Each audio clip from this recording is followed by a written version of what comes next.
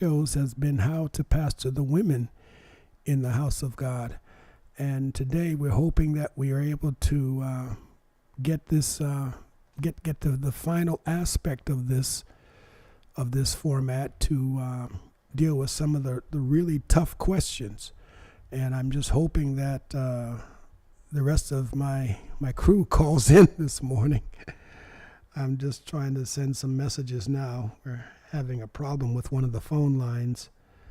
Can always tell when you're doing the right thing because the enemy wants to stick his fingers in it and try to mess it up, but he's not going to. He has no power, and he's just not going to be able to stop what God is doing.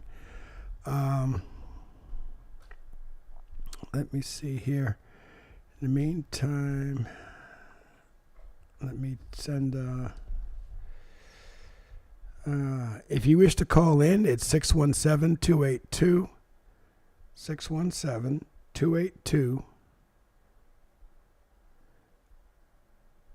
7794.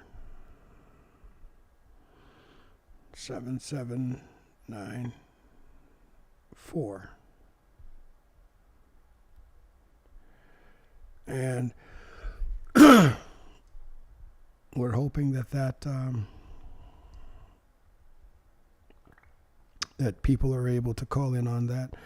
So where we're going to go today, and it's not quite safe, it's not quite pretty, but this may come as a big shock to you, but there's a lot of deceit in the house of God. There's a lot of games that get played. There's a lot of tricks. There's a lot of posturing and a lot of things that are detrimental to the ministry. And whether we like it or not, these things are a reality. We have to deal with these things. And when it comes to the male and females within the house of God, a lot of tricks, shall we say, can get played and do get played.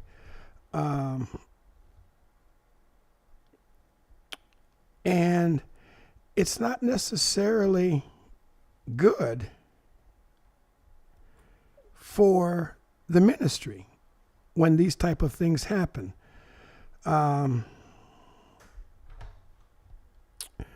So we're going to deal with some of that today. We're going to hopefully, as I said, deal with some of the difficult passages, the difficult things that happen in the house, and how we're able. Good morning, caller. You're on the air. Good morning. This is Pastor K. Pastor K. Great. Okay. Stay right there. Don't. I'm going to welcome. Oh, good morning, caller. You're on the air as well. Good morning. Good morning. Could you give? Oh, she's there too? Oh, great. All right. Ladies and gentlemen, boys and girls, children of all ages, Sound Travels is pleased to take two. Ladies and gentlemen, boys and girls, children of all ages, Sound Travels is pleased to present to some and introduce to others the three wise folk, Dan Vale, Pastor K, and Chaplain Naira. Nira, almost. Nira. Yes, Nira. yes. Nira, my God, to thee. Okay. That's right. That's right. That's how you remember it. I'm going to have to remember it some kind of way.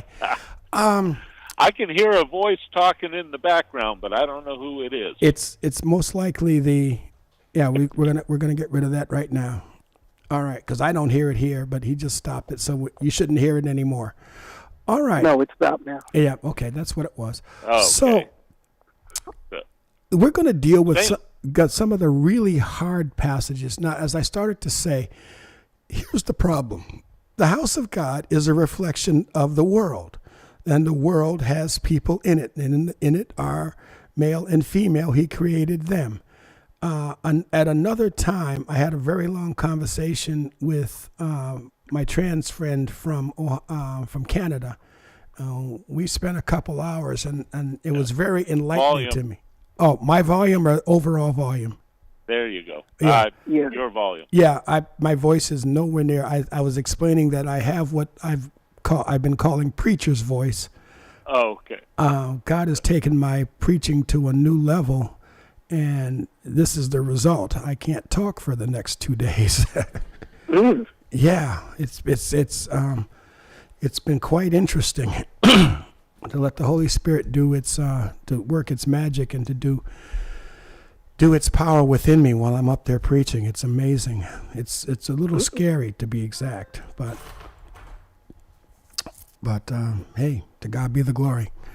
Yep. So when it comes to male-female relationships in this world, there's a problem. There's conflict, there's confusion, there's games that are played, manipulation, and all of that goes on outside of the church. So, surprise, surprise, it happens inside of the church. Now, as a pastor, as a male pastor who has a reasonable complement of women and who has a wife and who has been dealing with women all his life, sometimes honorable and sometimes dishonorable, all of that comes into play. Now, the interplay between males and males in church and the interplay between women and women in church is going to mirror that which we see in society. But how do we deal with this in the house of God? Can we just say it out loud the way it is?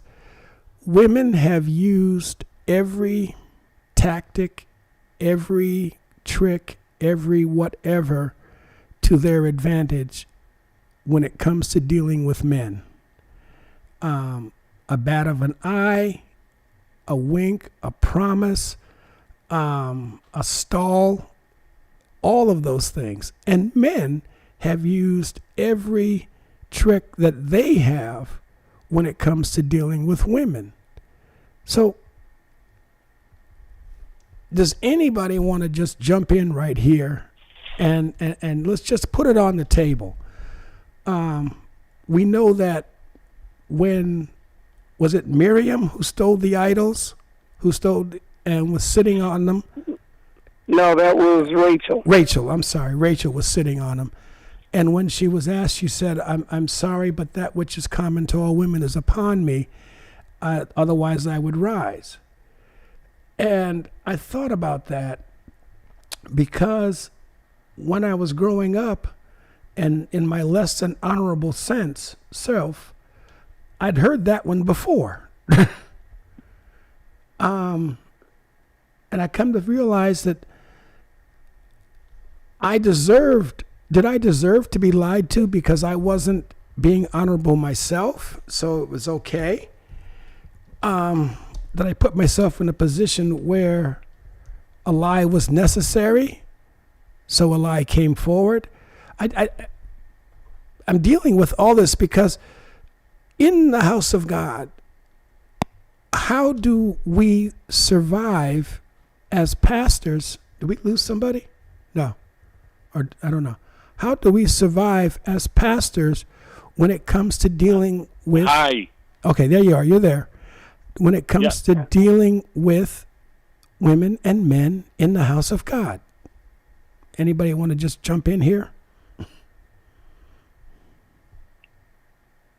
Anybody at all? It's hard to jump in because you haven't listed a specific issue. You're just saying in general. My first thought from the story that you just told, from the anecdote that you related, is that number one, you teach thou shalt not lie. I've noticed that in society we removed the Ten Commandments. Texas has just written into law that the Ten Commandments have to be displayed in every classroom in the state. Amen. That's phenomenal. and they have adopted, I don't remember which translation of the Ten Commandments, but they have the same one so that there's consistency across the board. They've said these are the Ten Commandments that are to be displayed in every classroom so that kids can finally receive the message, thou shalt not. I think that's phenomenal. So I think the place that you start, and everybody who went to Sunday school learned the Ten Commandments. In fact, we memorized them. Yes. I think that's a cool place to start right there. Is just as the pastor, hey, post the Ten Commandments. In this church, we operate by these 10 rules. I like And it. if you'll notice, it says, thou shalt not lie, thou shalt not bear false witness. And then, as you're teaching that, you connect those 10 Commandments back to who God is, because they actually flow out of his character. So we're not just getting rules, we're getting who God is. God is truth, so we need to be truthful. God is not going to bear a false witness. When he speaks truth. And when he speaks about us to somebody else or to us, he speaks truth. So we connected not just these are 10 rules to live by, but this is who God is. If you really want to know God, deep dive, start here, deep dive into this 10. Because this comes out of his character, it comes out of his nature, out of his person. And then, since you claim to be a Christian, you're growing into the fullness, the likeness of the fullness of the likeness of Christ, the God who made you in his image. This is how you start. You know, he doesn't ask us to be omniscient. He doesn't ask us to be omnipresent, but he does ask us to be truthful. So, yes. Chaplain, is she there? Your volume is way down. Okay. Is this any better? A little bit. A little bit better. A little bit more, and we'd be right on it. All right, try increasing my gain a touch. Okay, there we go. How's that? That's got to be it. You could use a little more volume. That's got to be it right there. Right on the money. Okay, because I can hear. Chaplain, are you there? I don't hear her. She might be the one you lost. Okay, I don't hear. Did she call? Did she? I hung up for a second and came right back. Okay. Did she conference call? Did you conference call her in? No. Conference call her. Nira? Yeah, give her a conference call. Shoot her a text. Give her a conference call. Yeah. Okay, in the meantime, so I think I like the idea of the 10 Commandments being taught. I think that, like you said, it's a foundation. And because here's the thing. If we are honorable, if we present ourselves as honorable, then we're not going to be in a position where we can be conned or where we can be tricked or fooled. The games don't get played. It's like in a bar. If you're in a bar and you're there for the reason that you're there for, you don't have any complaint when somebody outgames you, or you shouldn't have a complaint when somebody outgames you, because it's all a game. You know, the winner. If the end result is for you to take somebody home for your own reasons, and they play the game better than you buy them drinks or you do whatever you do all night long, and then they skip out the back door. You haven't really, what can you complain about? So, yeah, it's part of the game. It's part of the game. It's absolutely part of the game. And but the church is not a game. So if you're coming to the house of God, it's difficult, but not impossible, to alter your mindset. You're there for what first, I guess it starts with, why are you there? Why are you in the house? to say. There's a whole lot of context that needs to be added to that. Yeah. Yeah. See, the part of what we struggle with here is trying to force God into a man-made box. You know, we have created this notion that, okay, you know, we're a free society and all inclusive. So what we do for Christians, we have to do for Muslims, and we have to do for Satanists and all this other stuff. But that God was never dealing with the concept of, well, I have to be in a fair fight here with Lucifer, and I have to be in a fair fight with Satan. And no, those things don't apply in God's world, in the spirit world. When we look back at when, okay, we had the 10 Commandments in the schools, we had to say the Pledge of Allegiance every morning. We had to, in many school districts, you had to dress with a dress code. Was it fair to everybody? Maybe not, but was our life and our culture, dramatically better? Hold on, I have a VIP coming into conference. I'll be right back. Okay. So, I think he asked a very good question, because I remember we didn't have uniforms, but we did have, as you said, to say the Pledge of Allegiance. We did have, it wasn't a prayer time, but we had a moment growing up. We had a moment of silence. Okay. And in that moment, now in my elementary school, we had prayer. I go back that far. Hey, do you have an introduction for Nira? Oh, is she there? Yes, we have the lovely Miss Nira Roddy. Nira, how you doing? Okay. Ladies and gentlemen, boys and girls, children of all ages, Sound Travels is pleased to present to some and introduce to others the chaplain, Nira. Hello, everyone. Sorry about being a little bit late today. Okay, there you go. You're forgiven. Thanks.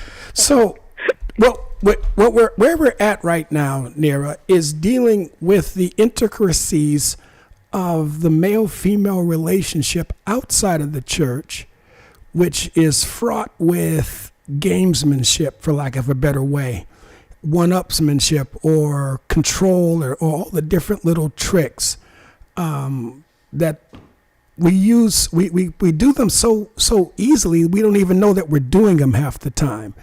The batting of the eye, the slight touch. There was a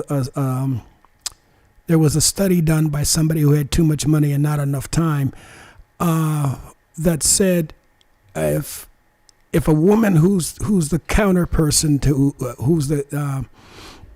if a woman just touches a guy on his hand without any change of expression or anything like that, he's going to think highly of her. They had a receptionist, and all she would do is she would take the money, but she would make sure to touch every other guy, and then somebody would pull a guy aside and said, how was your transaction? And inadvertently, all of the men who were touched by her gave her a higher mark, even though her expression, her attitude, all of it exactly the same, except for the touch. So she was a good actress. But there's something to that. If a woman touches a guy, there is a connection that is created, whether he understands it or not. And if she understands it, or if she's learned to weaponize it, then that becomes an issue. Yep. Anybody? So we were designed for interconnectedness. We were literally designed as pairs in the image of God. I mean, we look back at Genesis, we look back at what we talked last week. And so the interconnectedness of people, we're also so lacking in physical touch because, I mean, if you think about it, all of the, let's go to Dan's example from a few weeks ago. If you look at the animal kingdom, you know, you have these animals, they're touching. That's part of how they communicate. Well, we are so much more. And, I mean, if you look at it, body language is, 93% of communication? And, you know, the nonverbal cues, all of those things. And I think part of it also goes back to the fact that we teach young men and boys that touch is not okay because they're stronger, they're violent, they're whatever. And that's not okay. And so they are going to naturally be drawn to a soft touch. That's what we as women do. I mean, you look at, for example, you look at a, you know, young girl or teenage girl's sleepover. Where do the girls sleep? Probably in a pile on top of one another, you know, and just this collection of, you know, you look at it and it's like, where does one start and the next one end? Whereas, let's take guys when they hang out, they're going to sit as far away as possible, and they're not going to be touchy-feely emotional because they're taught that that's wrong, or, you know, somebody might use it, be like, oh, that's gay, oh, that's whatever, blah, blah, blah, blah, blah, like, oh, you're being weird. And so that's not, they're taught and conditioned that that's not okay. Well, that's so now you take them, and now you take them and you put them in a situation where there is a soft, kind touch. Yeah, they're going to be drawn to that because it's new, it's different, and they don't know how to process that because they've never been conditioned to. And so you take women, and they'll use that as a weapon against men because we're seen as the weaker sex. We're seen as the ones who are emotional and hysterical and whatever, and we're longing for connection and touch and, you know, all of those things. And we can use that as a weapon. And there's nothing more cute, funny, amusing, and annoying than seeing young adolescent girls who are just learning. They're looking in a mirror and realizing that they're developing into young women, and they realize that they have something that the boys like. And it's cute and it's funny, but it's dangerous too. It's very dangerous. I want to add to what the chaplain has said. In this era of the Me Too movement, we've got that entire dynamic sitting on top of this. So for the men to be touched in a way that is not sexual, but is tender, that gets their attention as well. Because they've been told not to touch, because if they do touch and she gets mad, she can make an accusation, and just based on the accusation, they could end up in jail with no evidence of truth to what she said, because we got to believe the girls no matter what, and no matter how long ago it happened. So guys, as Mira has brought out, guys are really in a precarious place. So, okay, and then from a pastoral point of view, it is difficult, and I had a situation that happened where we had a class and only one person showed up to the class, and that person was female. Now, what, as a pastor, what do? You can't cancel the class because people are going to be online with you, but now you're in a church alone with a random female. And in today's world, in today's society, that can be devastating. Well, first, one thing you said, the class is going to be online and you know you'll have online viewers? Yes. Okay, then you can go forward with that class because you've got witnesses to what's going on. Just make sure you got a camera on it at all times. But my initial thought is call one of your deacons. Or no, not one of your deacons, one of your deaconesses, because it's a female. And try to get them to show up immediately. Oh, tell them yeah. If you don't have if you got the video backup, because now it's about a witness. So if you got Zoom and the Zoom camera going on, and she walks in, nobody else is there, we're turning on Zoom. And we're just going to have it on. They can watch whatever's going on in the room until the meeting actually starts. Right. So you've got a video backup if she says anything. Right, and then If you're not doing Zoom, then you call a deaconess, and you call it, or a deacon and deaconess combo. You know, bring Somebody. your wife over. Yeah, and bring your wife over, and there'll be 4 of us, but that way I've got a witness in here with this woman. I have Pastor Tony. I grew up with Pastor Tony Evans, and he said that he would never counsel a woman by herself. He would have his secretary come in. Right. And the door would, and even if the secretary was in there, the door remained open. Yeah. So if anybody walks by, if they look in, it's him and 2 women. Yeah. And see, but sadly, what? Go ahead. Oh, what we're describing here is the manifestation of the Jezebel spirit that has seduced and weaponized women to destroy men. That was Jezebel's purpose, was to destroy Ahab, totally emasculate him so that she would be in power. And that's, God was not happy with Ahab either, but that's what we're seeing here, because we have morphed into a culture where we realize, well, okay, women can get away with false accusations. Men will go to jail for them. Well, here's the other side of that. I think it goes down to even more of a simple principle.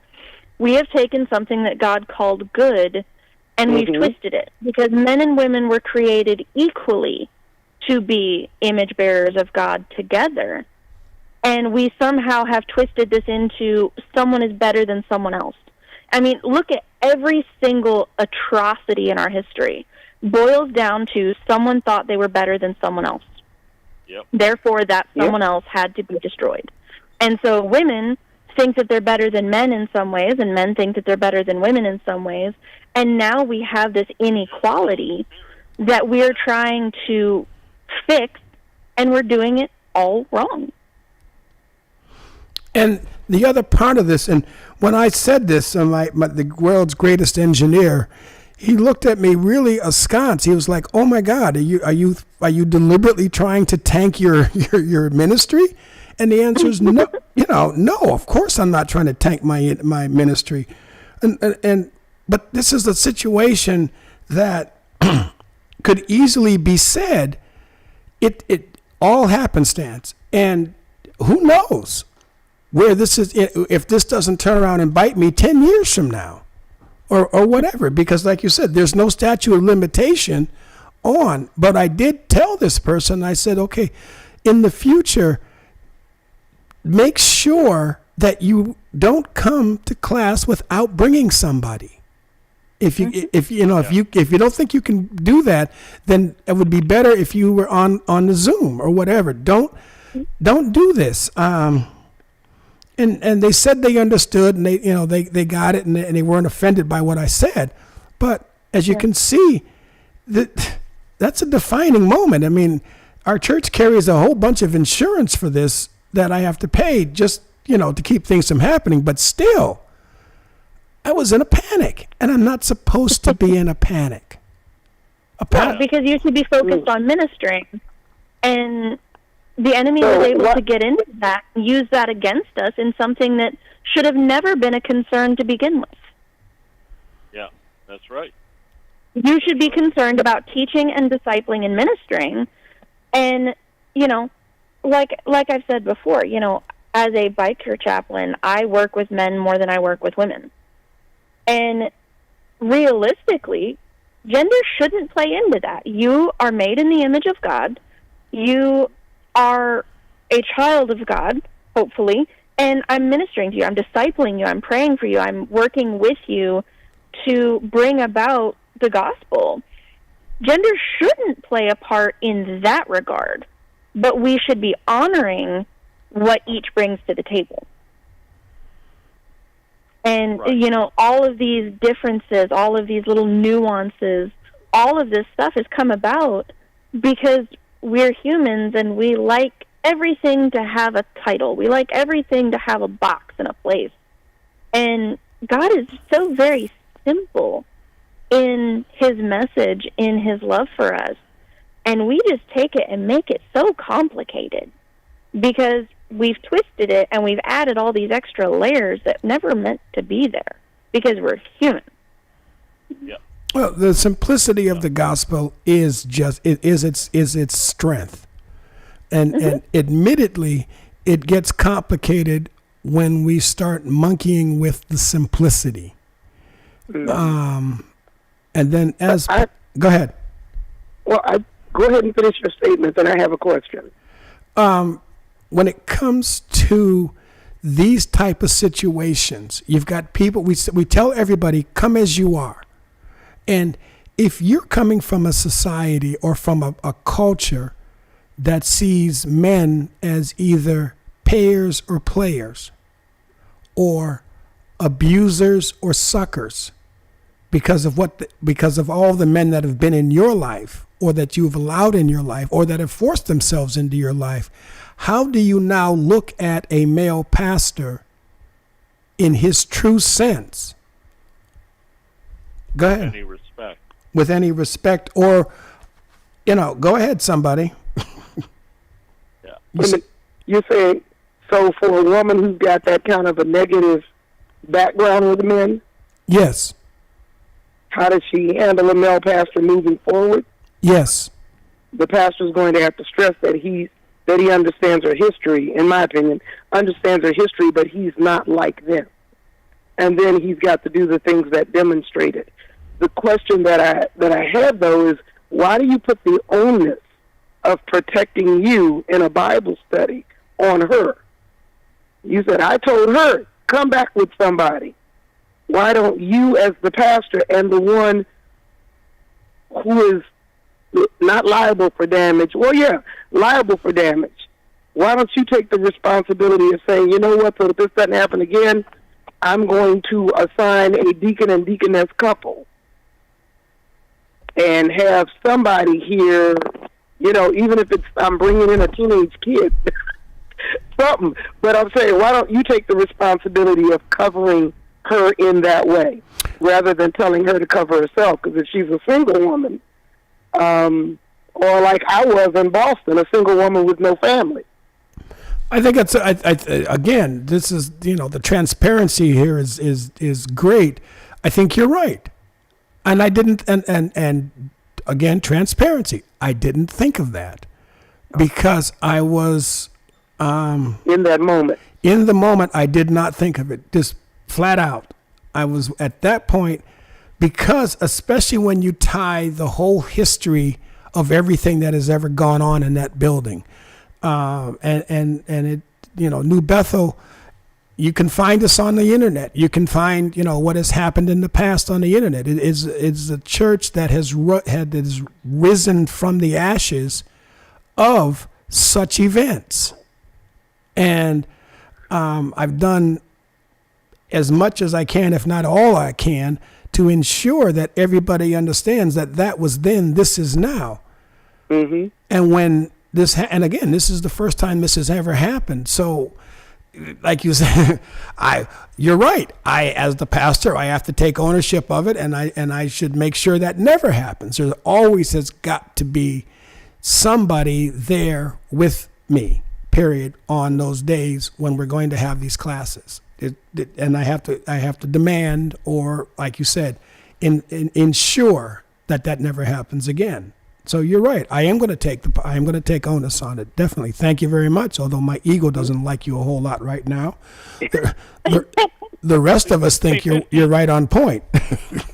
50 years ago, we didn't have to think about stuff like this, but we are getting into the end times, and the enemy here knows his time is short. He doesn't have much time left, so he's trying to do all the damage he can. 1 second. Can I throw a correction in there? Yeah. 50 years ago, we did have to be concerned about this. It just wasn't in the open. Right. Oh, okay. Yeah. That's what's happening now. Is that it was very, very much still happening, unfortunately, in the church.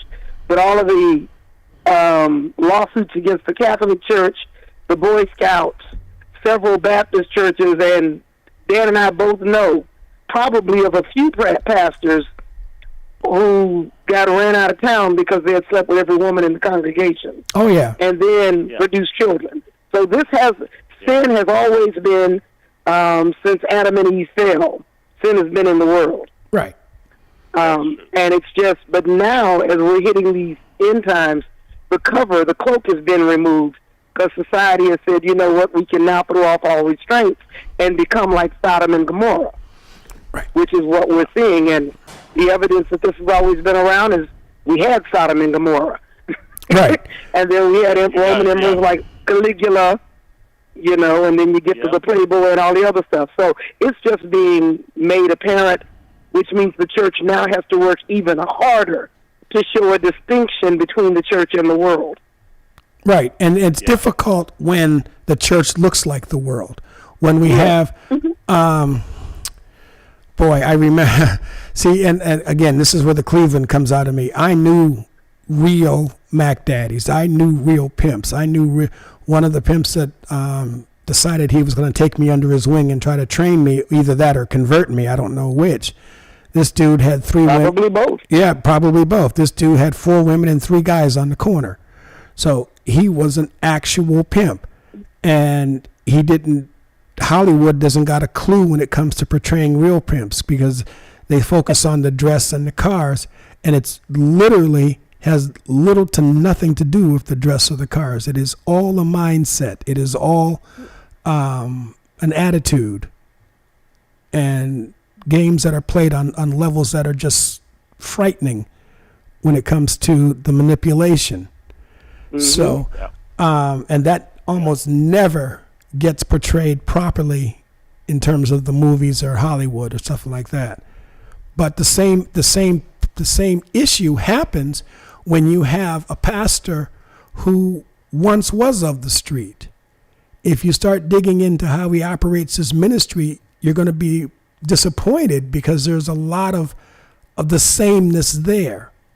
When you he hasn't been changed, yes. If he hasn't been changed, but even if he's been changed, see, this is the problem that I have as a technician, as a trained technician from my earliest days. In the back of my mind, it's a problem. It has a solution. It can be quote unquote fixed, but as a pastor, you don't fix people. You can't. You don't possess the tools to fix people. So I have to separate what can be quote unquote fixed from what is reality. Yeah. Yeah. I think going back to your original question, Pastor Dan, of how can a woman trust a male pastor, you know, if she's been abused or if she's been in a lifestyle that men were using her. It goes back to, okay, how willing are you to trust God? It's not that you're willing to trust that pastor. Are you willing to trust God? Because if that pastor is following the Holy Spirit, if he is truthfully God's mouthpiece in that space, then it's not about trusting him or his humanness or whatever. Do you trust God to help you heal? Do you trust God with your future? And do you trust him with your past? Because if you do, it's easy to sit under a male pastor because you can differentiate that is not the person that hurt me. Mm-hmm. And if that is the person that hurt you, go to a different church. Yeah. That's not where you're supposed to be. You know, and it's that simple. Like, again, we add too many extra steps to it because I've been through 2 marriages with abusive men. I have been abused. I have been attacked. I've seen the evil that men can do. I've seen the evil women can do. It doesn't stop me from sitting under a male pastor because that's not the person that hurt me. And God is not the one that hurt me. And so if this person is God's mouthpiece, then I have to trust that God is in this space and he's going to help me heal. And this is where I need to be discipled and healed and to grow and to learn. I think that, but see, unfortunately, I believe you're the exception that proves the rule, because it is so difficult, even for guys. If you've got a guy who has been abused by a guy, especially if he if he was been abused, if he was the true victim, how does he even relate? Because now you have this whole manhood thing put on top of everything else. Mm-hmm. See, when I think what you said works the same way. There's struggles with authority, in that regard too, I would think, because at least in the situations I've been around, it's usually, if the man was the victim, it was by someone in authority over him. And so, submitting to a new authority in a church or in a ministry of some kind, that can be very difficult.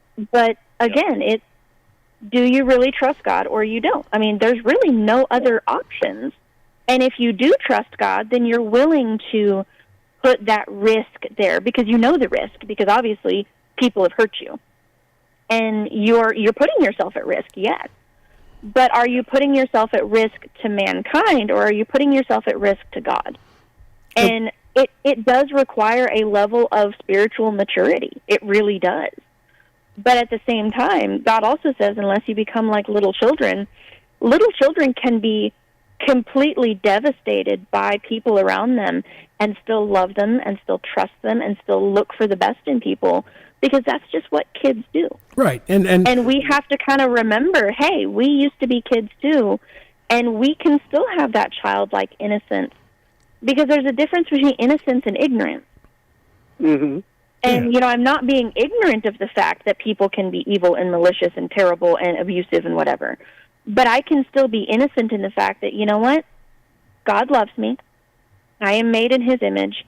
I am taken care of, and he cares for me. And that thing happened, yes. And I am believing that God will not allow it to happen again. And I can still have my faith in God, regardless of what man does. Because, church hurt is the same thing. I've been through church hurt. I've been excommunicated from churches. Well, I think everybody... But it wasn't God that did that to me. No. It was men. It was women. It was people. People are not God. Right. And here's the thing I get in trouble for. Because when you said church hurt, I know that I don't know anybody who's been in a church for a period of time that has not been church hurt. It is one of the things that happen, and sometimes it's not even, as my mother said, she being a loyal church person all her life realized really quickly that the man behind the pulpit was in fact a man. Mm-hmm. And once a human, and I have this problem. Sometimes I'll say, still a guy, and what I'm trying to say is that there are some things in me that are difficult for me to shake. It is my first response to get out and open the car door for whatever women is around me. And that's, I don't think that's ever going to go away. However, I drive somebody who is an older woman. She's a widow, and her husband never did that for her. He never, ever did that. So when I get out to do it, sometimes she'll say, I can get my own doors. I don't need you opening the doors for me. And I understand where she's coming from, and I try my best, but I also know that it's in me to do this. Does anybody understand what I'm trying to say here? This is one of those conflict things. That boils down to either one of you accepting how the other one is. It boils down to acceptance, because you don't have to change. Well, actually, you do. You have to for her not get out of the car and let her out, or you can say to her, you know what, I know you're not used to it. It's just the way that I am. Would you please allow me to show you this service, or to show you, or to provide for you this kindness? It's one of those, I know you can open the door. By opening the door for you, I'm not saying that you're in any way unable to do this for yourself, but I like showing kindness in this way. It's kind of that whole, I can't remember his name, but he talked about the love languages. And Yeah. for you doing that, that's a love language. It's an act. There's a love language that is an act of service. So it's one of those conversations and saying to her, I'm not doing anything to insult you. This is the way I show. This is an act. This is the way I do. It's an act of service. Please allow me to do that for you. And sometimes that's what some women need. A lot of women have not had that kind of an encounter, and it's strange for them. You've already admitted she didn't have it. Yeah. So it's strange. Yeah. But I tell you what, I don't think I've met a woman who did not enjoy having a man open a door for her once she got past her own guard, because that's her wall, and she's dealing with whatever animosity she has toward her husband or whatever other man that made her feel inferior.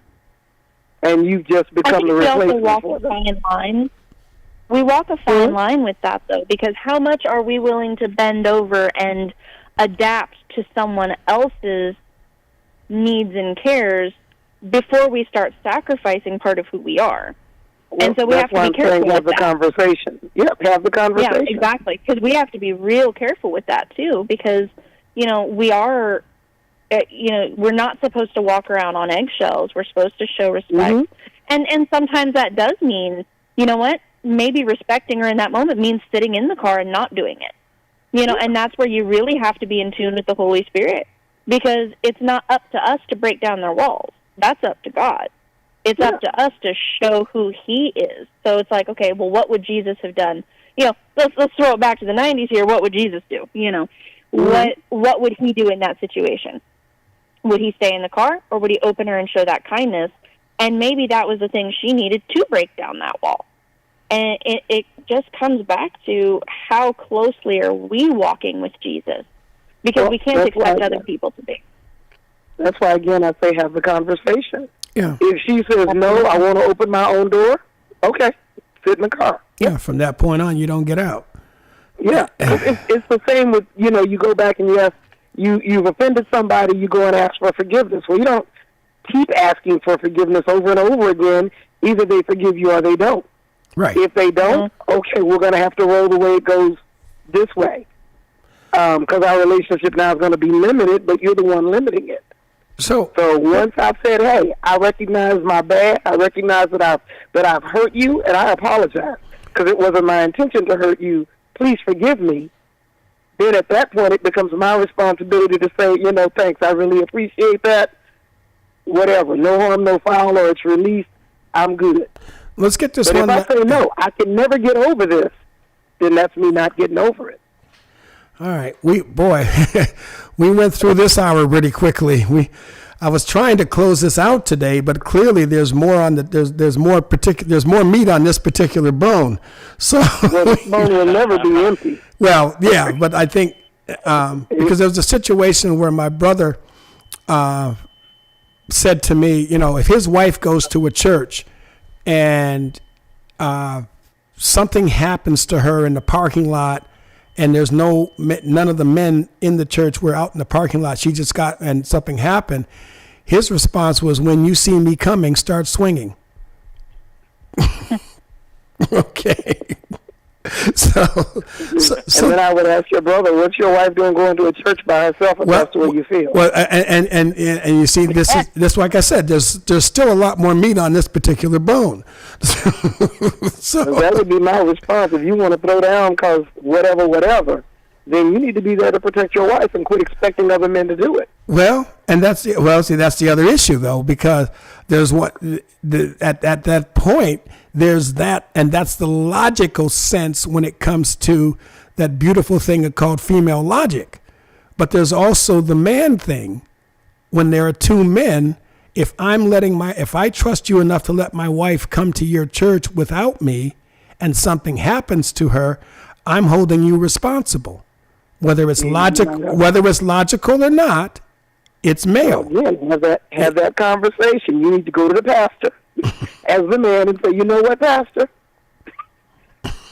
this is what my expectation is. If my wife shows up without me, then I need you to assign a deacon or, junior deacon, somebody to walk her out to the car and make sure she's safe. Right, and we do that as a matter of course. And I've had more than one woman tell me, I do not need an escort to my car. I've had that happen. But then the other part of this is still, I got a husband who is going to be at me if something happens. Now, don't get me wrong. Obviously, you can't protect against everything. You can't cover everything, sir. But you do what you can as a pastor to ensure the safety of all of your people.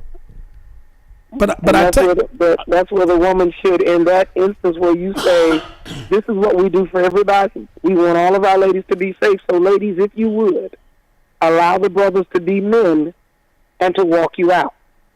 Now, if she's a good woman, she'll back down and say, oh, okay, they're just trying to be of service to me. If she's a nutcase, she'll maintain that attitude, and you might just kind of watch her and say, okay, that's one we may have to say, you know what, you really having some issues. This may not be the right church for you. We're not going to throw you out, but we're just going to tell you, we're not going to change. All right. We're going to continue to walk women out. We got to wrap it up. Oh, my goodness. Everybody, well, I guess we'll see you here next week. We got more stuff to go through. Oh, my God. This was not supposed to be this intricate, but I'm glad that it is.